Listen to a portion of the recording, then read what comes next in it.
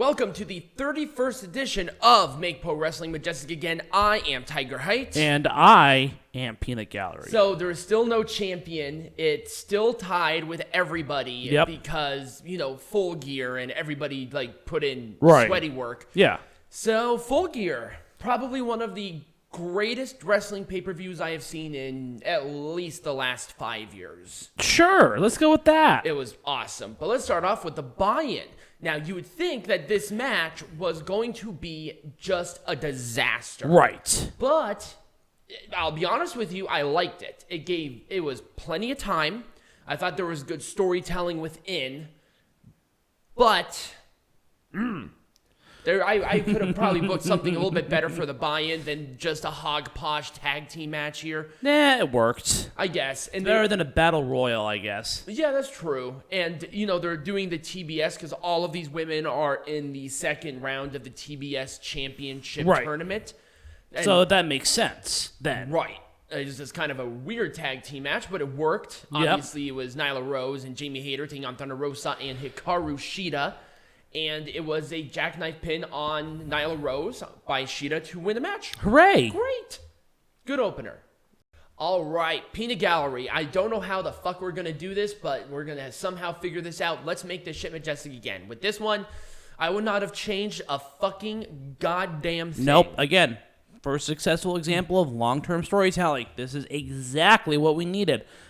I probably would have wished that Kenny Omega wasn't as injured as he is, but hey. His work, he took a little too much for his workload. He has no one to blame but himself for it. Hopefully he gets the healing, and hopefully maybe we can see a rematch. Yep.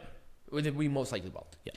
So let's talk about Now, I love the build-up to this. The build-up to this has been great. The match itself, it went about as I expected. I think the right person won. Or I think the right person ate the pin. Yeah. But it went about how I expected it to go. Mm-hmm. It's a comedy match. I didn't have the highest expectations for it. I probably would have switched the false count anywhere in this match within the card, and it probably would have been a little more impactful for me personally. I like the touches they did with the Minnesota-based inventions that they... Yes, so that was another thing that we didn't even talk about was they had a bunch of different Minnesota-based inventions that were weapons. Toaster. Like, the toaster was invented in Minneapolis. Hockey stick. Hockey's a big part of Minnesota culture. You got, let's see, what else? Oil barrels, big part of Minnesota culture. You got, they just did those little tiny things that just made sense. It's something that AEW is really good at. Yeah. A lot of great attention to detail. Also, I know that Dan Lambert is not a wrestler. He did not take a lot of bumps, but man, you can tell that this guy has a lot of great passion for this business. Oh, yeah. And he's such a great talker, and I loved it that he was in this match. Mm-hmm. He just kind of looked ridiculous, looking like a blueberry. But that's fine. I wouldn't have booked this any different. I probably would have started this program earlier. Yeah. To really hit home about it, but I feel like they did this one right. Yeah.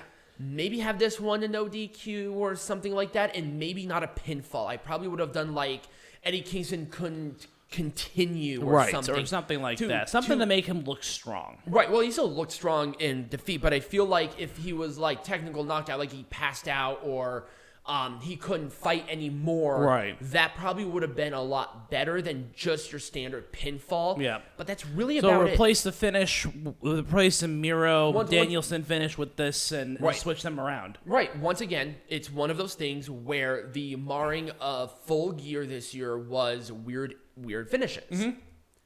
Mm-hmm. Ty Conti, she needs a little more work. This should have been a clean, no ambiguous pinfall. Yes, it should have been. Or a submission or a pass out. If you did a pass out here, I would have been okay with it too. Yeah.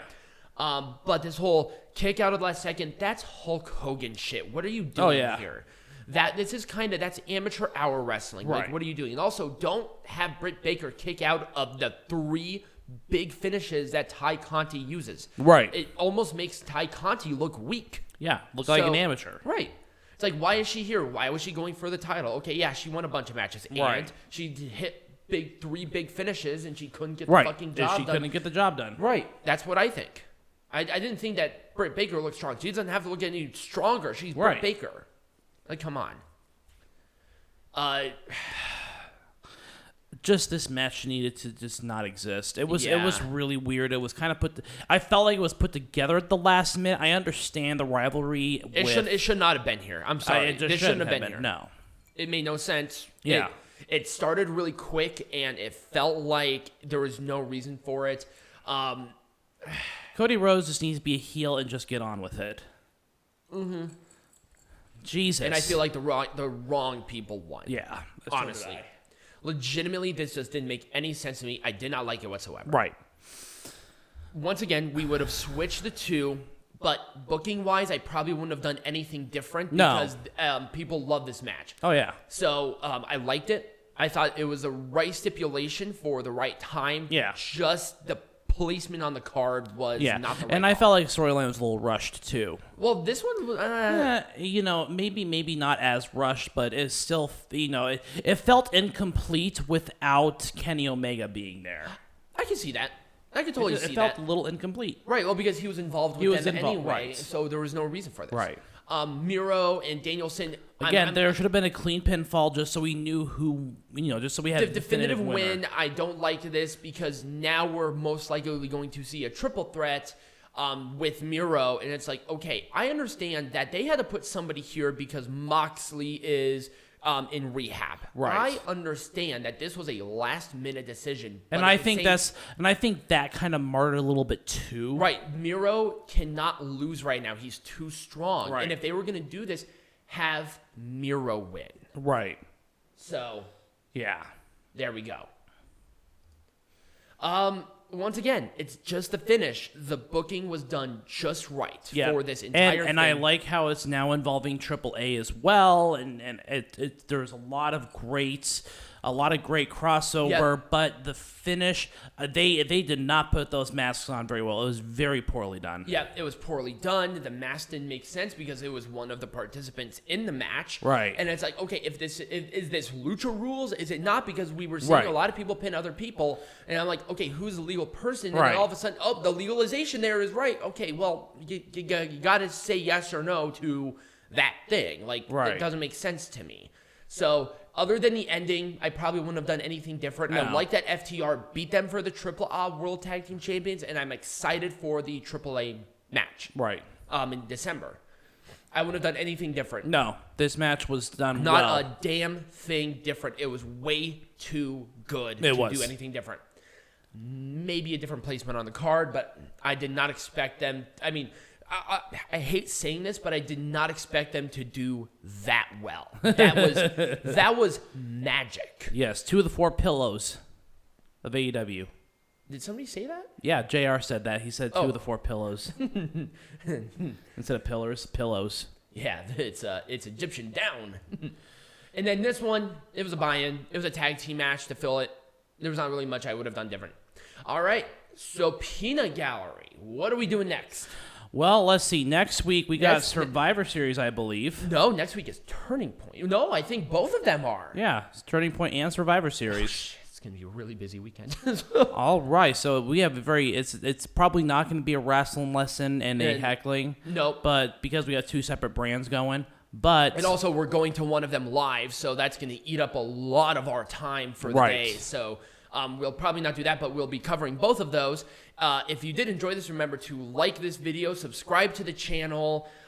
Wherever you're listening to this on, we're on all major platforms, YouTube, iTunes, everything. Become a patron. Right. We might start watching some of these series and start releasing like a little review series or a watch along or something like that. So if you're interested, go to the Patreon and check it out. But as always, be majestic.